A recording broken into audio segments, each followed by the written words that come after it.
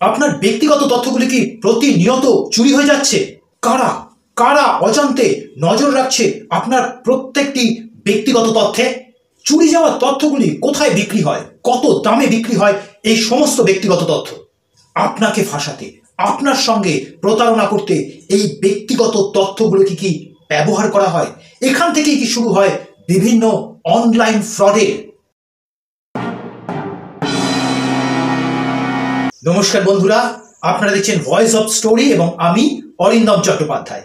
আজকে যে বিষয়টি নিয়ে আমরা এই ভিডিওতে আলোচনা করব সেটি হচ্ছে ইন্টারনেটের দুনিয়ায় প্রতিদিন চুরি হয়ে যাওয়া আমাদের ব্যক্তিগত তথ্যগুলি এবং সেগুলিকে নিয়ে কিভাবে ব্যবহার করছে সাইবার অপরাধীরা।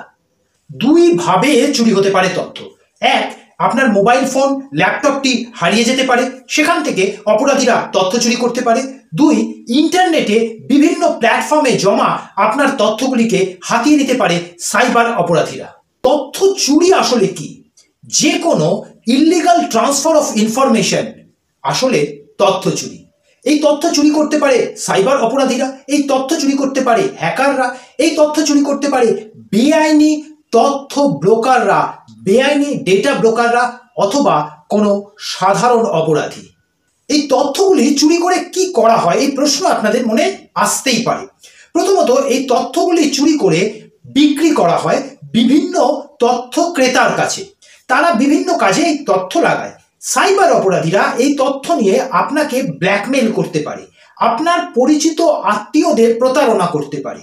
কর্পোরেটের ক্ষেত্রে এই তথ্যগুলি নিয়ে কর্পোরেটের নেটওয়ার্ক থেকে জেনে নিয়ে সেখানে কর্পোরেট স্পাইং করা হতে পারে।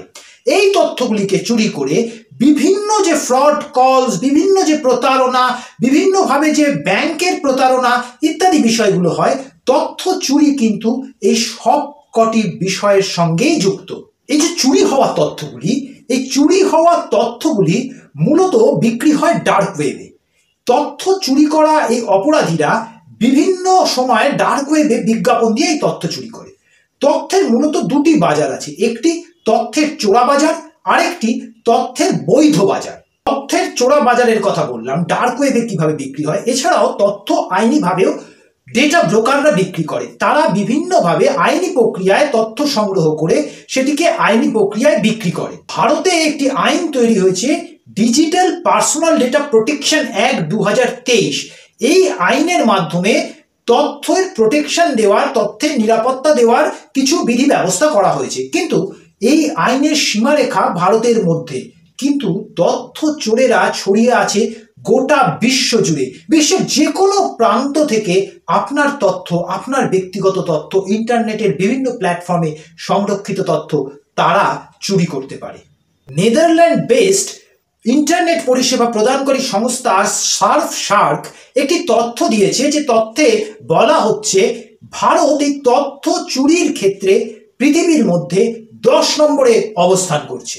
ভারতে বহু তথ্য চুরির ঘটনা ঘটেছে। তার মধ্যে বড় বড় ঘটনাগুলির মধ্যে অন্যতম 2016 সালে ডেবিট কার্ডের ডেটা চুরি, 2019 সালে SBI স্টেট ব্যাংক অফ ইন্ডিয়ার থেকে তথ্য চুরি, 2018 সালে আধার কার্ডের তথ্য চুরি, 2019-এই জাস্ট ডায়ালের তথ্য চুরি। এই 2018 আধার কার্ডের তথ্য চুরি এখনো পর্যন্ত ভারতের বুকে হওয়া সব থেকে বড় মাপের তথ্য চুরির ঘটনা। 2019-এ ভারতের একটি নিউক্লিয়ার পাওয়ার প্ল্যান্টের তথ্য চুরি নিয়ে গোটা বিশ্বে সাড়া পড়ে গেছিল। 2020-তে বিগ বাস্কেটের তথ্য চুরি এর মধ্যে আরেকটি উল্লেখযোগ্য ঘটনা।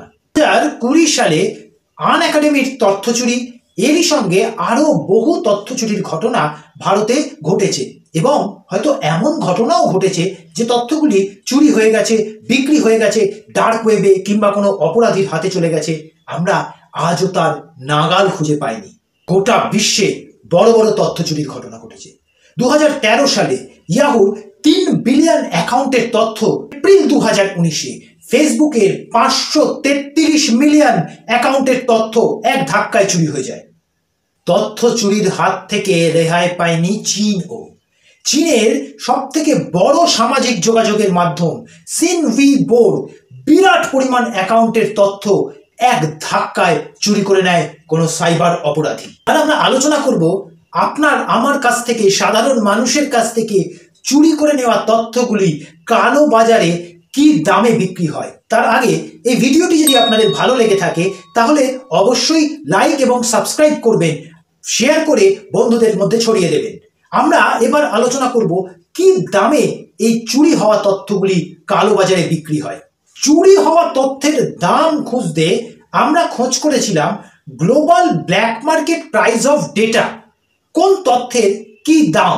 ব্রাজিলের একটি সংস্থার করা সার্ভে বলছে পার্সোনাল ইনফরমেশন ডাম্প করা অবস্থায় প্রতি এমবি 16 সেন্ট করে বিক্রি হয় কালো বাজারে।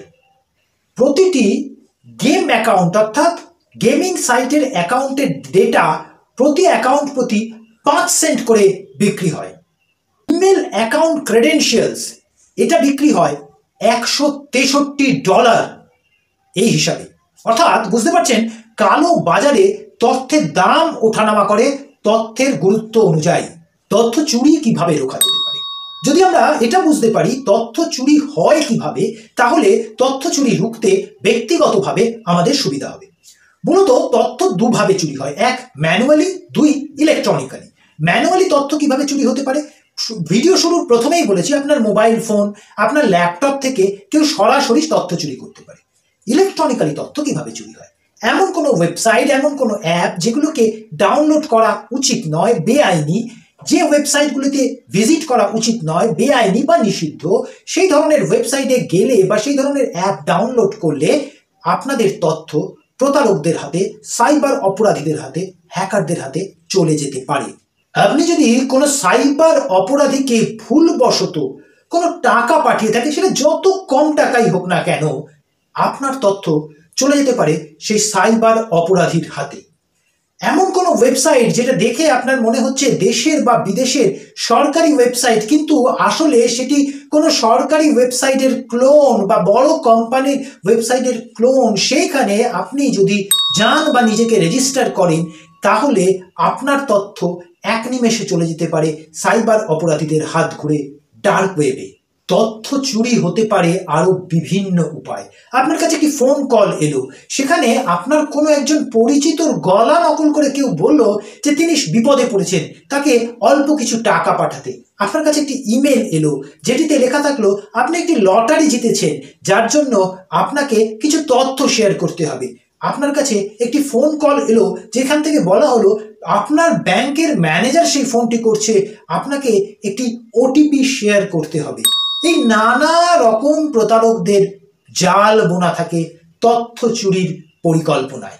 তথ্য চুরি রোখার দুটি রাস্তা আছে, একটি অবশ্যই টেকনোলজিক্যাল দিক, প্রযুক্তির মাধ্যমে তথ্য চুরি রোখা। আরেকটি গুরুত্বপূর্ণ দিক হচ্ছে জনমানুষের তথ্য চুরি সম্পর্কে, পার্সোনাল ইনফরমেশনের মিসইউজ সম্পর্কে সচেতন করা, ব্যক্তিগত তথ্য কিভাবে সাইবার অপরাধীরা ব্যবহার করে সে বিষয়ে সচেতন করা। আজ যখন খুব ছোট বয়স থেকে 18 বছরের আগেই ছাত্রছাত্রীরা ইন্টারনেটকে পেয়ে যাচ্ছে, ইন্টারনেটে এক্সপোজ হচ্ছে, সেখানে তাদেরকে স্কুল লেভেল থেকে, কলেজ লেভেল থেকে শেখানো দরকার কিভাবে তথ্য চুরি রোখা যেতে পারে। সরকারি এবং বেসরকারি বিভিন্নভাবে প্রচার করা দরকার, প্রকল্প নেওয়া দরকার তথ্য চুরি সম্পর্কে সচেতন করার জন্য, তবেই এই সমস্যার সমাধান হতে পারে। আমরা তথ্য চুরি এবং চুরি হওয়া তথ্যের কালো বাজারে নিয়ে আলোচনা করলাম। আমরা আলোচনা করলাম সচেতনতার বিভিন্ন দিক নিয়ে। ভিডিওটি যদি আপনাদের ভালো লেগে থাকে তাহলে অবশ্যই লাইক এবং শেয়ার করবেন, আর চ্যানেলে নতুন হলে চ্যানেলটিকে সাবস্ক্রাইব করতে ভুলবেন না। আবার দেখা হবে অন্য কোনো বিষয় নিয়ে অন্য কোনো দিন। ততদিন পর্যন্ত ভালো থাকবেন। নমস্কার।